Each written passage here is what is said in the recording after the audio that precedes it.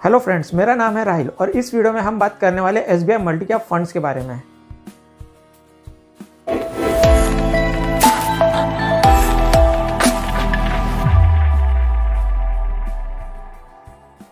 सबसे पहले हम बात करते हैं इस फंड के फंड मैनेजर के बारे में। इस फंड के फंड मैनेजर आर श्रीनिवासन है, जो एसबीआई म्यूचुअल फंड से करंट CIO भी है। आर श्रीनिवासन ऑलरेडी एसबीआई के 2 फंड्स मैनेज कर रहे हैं, जिसमें एसबीआई स्मॉल कैप और एसबीआई फोकस्ड इक्विटी फंड है। इन दोनों ही फंड ने अपने बेंचमार्क से बेहतर काफ़ी अच्छा रिटर्न जनरेट करके दिया है। अब समझते हैं कि मल्टी कैप फंड किसे कहते हैं। सितंबर 2020 में सेबी ने मल्टी कैप फंड्स को लेकर एक नई गाइडलाइंस लेकर आई। पहले क्या होता था कि मल्टी कैप फंड्स में लार्ज कैप का प्रोपोर्शन ज़्यादा होता था और मिड और स्मॉल कैप में फंड मैनेजर बहुत ज़्यादा कॉल्स नहीं लेता था। इस नए गाइडलाइंस के अकॉर्डिंग क्या हुआ कि सेबी ने बताया कि आपको लार्ज, मिड और स्मॉल कैप में इक्वल प्रोपोर्शंस लेना है।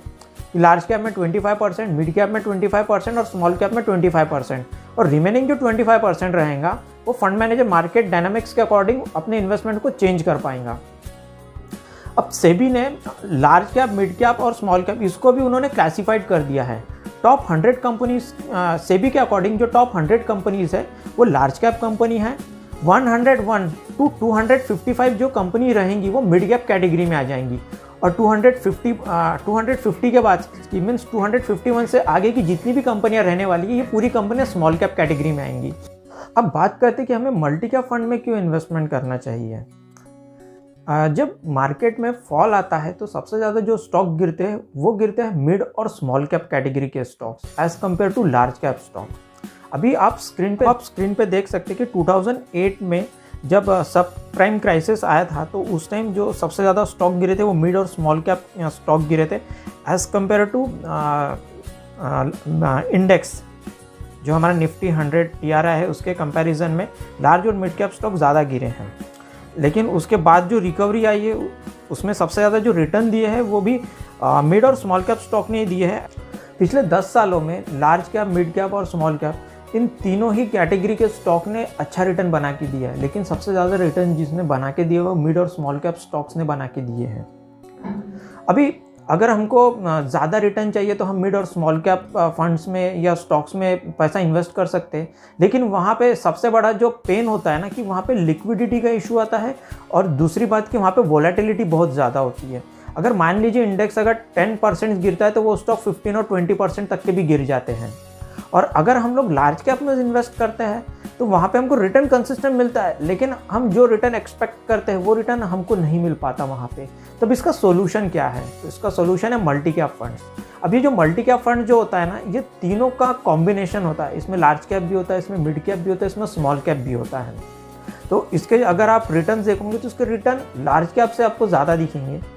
मिड और स्मॉल कैप जो गिरते हैं ये उतने नहीं गिरते जितने मिड और स्मॉल कैप गिरता है। अब तक हमने समझा कि मल्टी कैप फंड होता क्या है और हमें मल्टी कैप फंड में इन्वेस्ट क्यों करना चाहिए।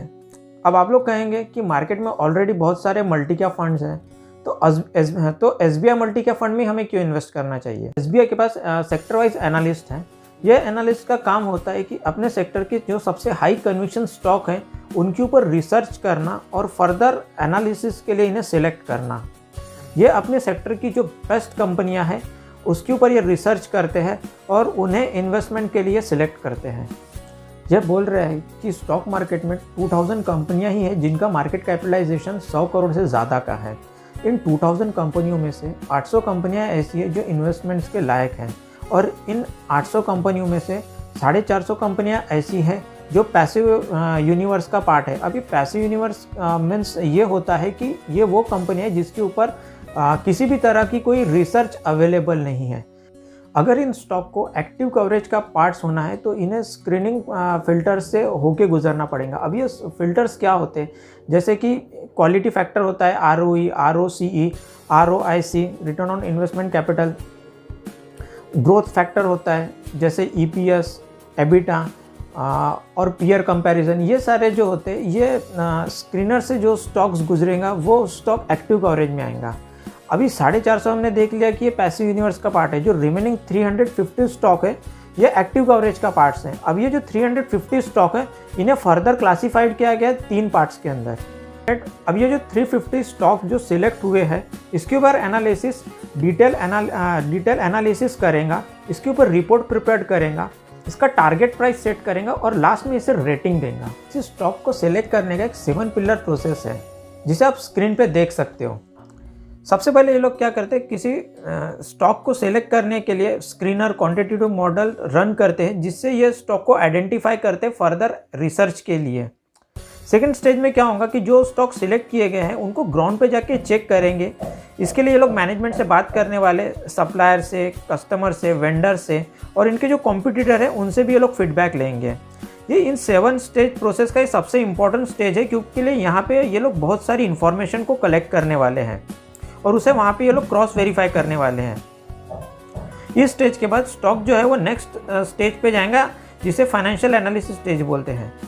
इस स्टेज में ये लोग वैल्यूएशन, इस स्टेज में स्टॉक का डिटेल एनालिसिस करेंगे, वहाँ पे earning per valuation, forensic framework पर और उनको खुद का ESG फ्रेमवर्क है। इन सब से गुजर के बाद स्टॉक अगले स्टेज पर तीसरा स्टेज रहेगा फाइनेंशियल एनालिसिस का। इस स्टेज में ये लोग स्टॉक का डिटेल एनालिसिस करेंगे, इसके अर्निंग्स के ऊपर, वैल्यूएशन के ऊपर और इनका फॉरेंसिक फ्रेमवर्क है, जहाँ पे ये लोग किसी स्टॉक को एकदम डिटेल में एनालिसिस करने वाले हैं। फोर्थ स्टेज रहेगा इन्वेस्टमेंट थीसिस। इस स्टेज में ये लोग बताएंगे कि हमने ये कंपनी क्यों सिलेक्ट करी है इन्वेस्टमेंट के लिए, हमें इसी कंपनी में क्यों पैसा डालना चाहिए, इस कंपनी का बिजनेस मॉडल में ऐसा क्या है जो इसके कॉम्पिटिटर में नहीं है। अगर स्टॉक 50% से ज़्यादा गिर जाता है तो हम अपने इन्वेस्टमेंट को और इंक्रीज़ कर देंगे। इस तरह का स्ट्रॉन्ग कन्विक्शंस होना चाहिए।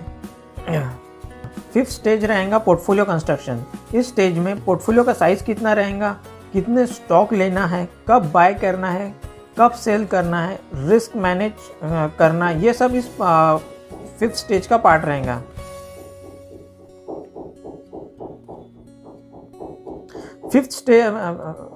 फिफ्थ स्टेज रहेगा पोर्टफोलियो कंस्ट्रक्शन। इस स्टेज में पोर्टफोलियो का साइज कितना रहने वाला है, कितने स्टॉक लेना है, कब बाय करना है, कब सेल करना है, रिस्क मैनेजमेंट, ये सब जो पार्ट्स रहेंगे ये पोर्टफोलियो कंस्ट्रक्शन का पार्ट रहेगा।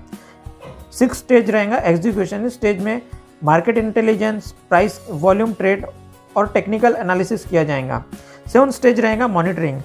ये सबसे लास्ट स्टेज रहेगा। इस स्टेज में जो स्टॉक सिलेक्ट किए गए हैं उनको कंटिन्यू रिव्यू किया जाएगा, उनके पीयर के साथ उनका कंपैरिजन किया जाएगा। सबसे लास्ट स्टेज रहेगा मॉनिटरिंग। सेवंथ रहेगा मॉनिटरिंग। ये इस प्रोसेस का सबसे लास्ट स्टेज है। इस स्टेज में ये लोग जो स्टॉक को परचेस किया है उसका रिव्यू करेंगे, उसके जो पीयर है उसके साथ कंपैरिजन करेंगे,